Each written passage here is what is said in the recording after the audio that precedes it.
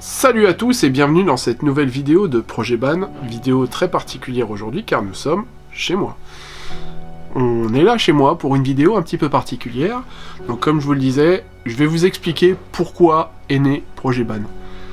Donc avec Nico, on a toujours été passionnés de paranormal depuis toujours. Même moi, tout petit, enfant, je rêvais de tout ça, de tout ce monde qu'on ne connaît pas, l'espace, les fantômes, tout ce qui va avec.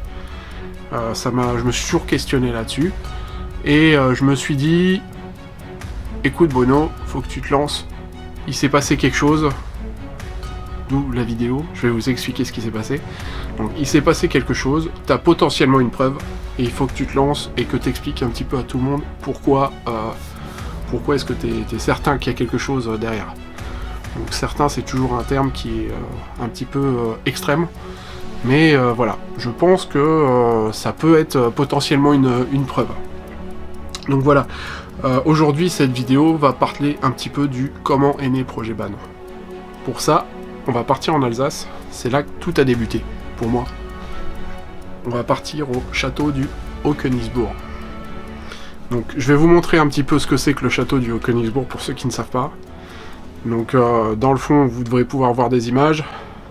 Et là, vous voyez encore mieux. Donc le château du Haut-Königsbourg, c'est un château fort du XIIe siècle. Donc je vais pas rentrer dans l'histoire parce que c'est pas spécialement le plus important dans la vidéo. Tous ceux qui veulent en savoir un petit peu plus sur le lieu pourront rechercher sur internet. J'ai pas caché le lieu exprès pour que les gens puissent se documenter et avoir potentiellement des infos d'eux-mêmes sur internet et puissent faire des recherches donc, sur ce lieu et enquêter eux-mêmes. Donc voilà, tout se passe le jour où j'ai décidé avec ma famille d'aller visiter le château. On a décidé de prendre des photos à droite à gauche dans le château. Donc on a toute une série de photos sur ce lieu, et quand on est rentré, on les a revisionnées sur le PC, et là, ça a été la claque sur une photo. Donc on a eu avec ma cousine, on a eu un stop. On a regardé cette photo à plusieurs reprises, et c'est une photo que je sors de temps en temps quand on me demande si je crois vraiment à quelque chose après la mort. Donc cette photo, pour moi, elle est plutôt folle. Je vais vous la montrer. Voilà. Donc qu'est-ce qu'on peut voir sur cette photo? Donc tout simplement, sur la partie droite de l'écran, vous pouvez voir qu'il y a quelqu'un qui est en train de prendre une photo. Donc c'est moi. Je suis avec ma sacoche rouge en train de prendre des photos. De la salle, c'est la salle principale du château du Haut-Königsbourg. Donc c'est un château qui n'est pas abandonné, il est loin d'être abandonné. Il est même très très bien restauré, très bien entretenu, et il y a des visites guidées, donc tous les jours il y a des gens qui payent pour venir visiter le lieu. C'est un lieu très très très touristique. Voilà. Je vous laisse voir cette photo. J'espère que vous avez réussi à voir quelque chose vous-même. Toujours pas?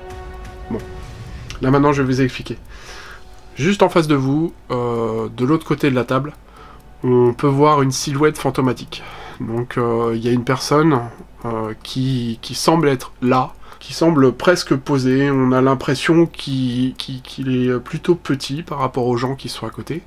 On peut clairement voir qu'il y a une différence de texture et de transparence avec les gens qui sont à côté, alors que les gens sont clairement... Enfin, ils sont pas transparents, quoi, tout simplement. Donc c'est ce qui me laisse potentiellement penser que c'est une silhouette fantomatique.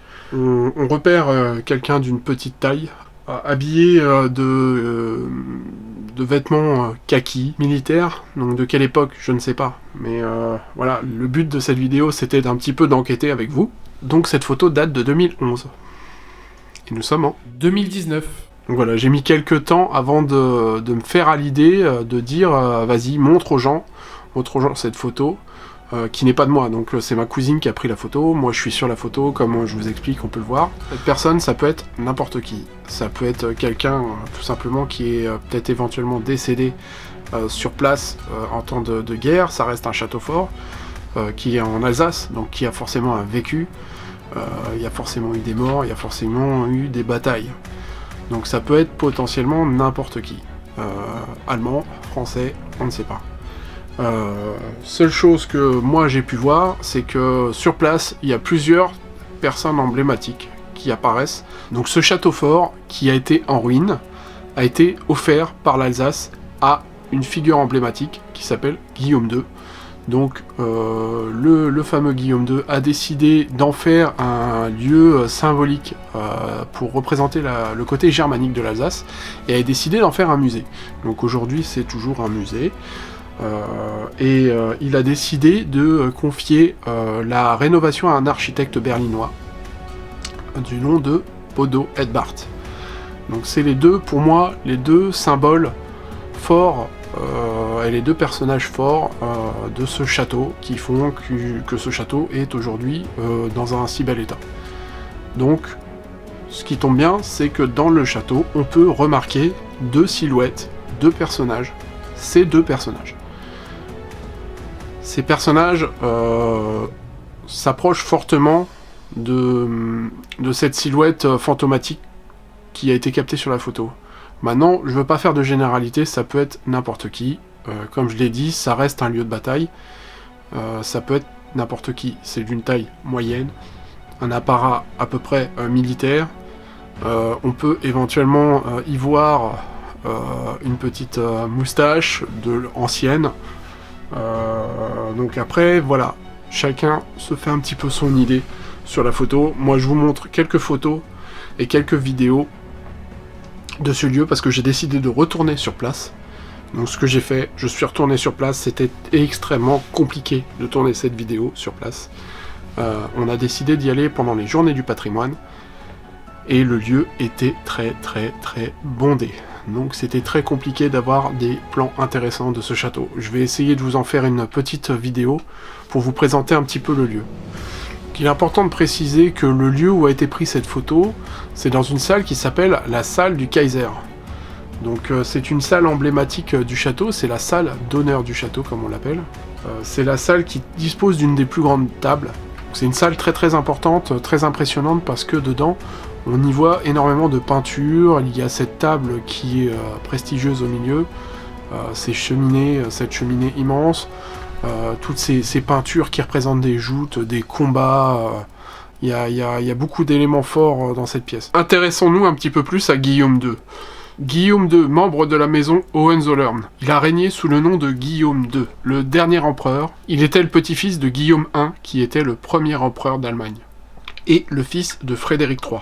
Il est né à Berlin en 1859 et est décédé aux Pays-Bas en 1941. Donc ça a été le dernier empereur allemand, Deutscher Kaiser. D'où cette salle, la salle Kaiser. Dire que cette personne fantomatique est Guillaume II, c'est très compliqué, et je m'avancerai pas là-dessus.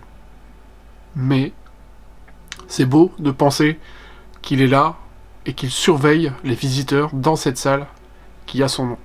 D'après mes recherches, il ne serait pas décédé dans ce château, donc pourquoi son âme serait-elle encore ici?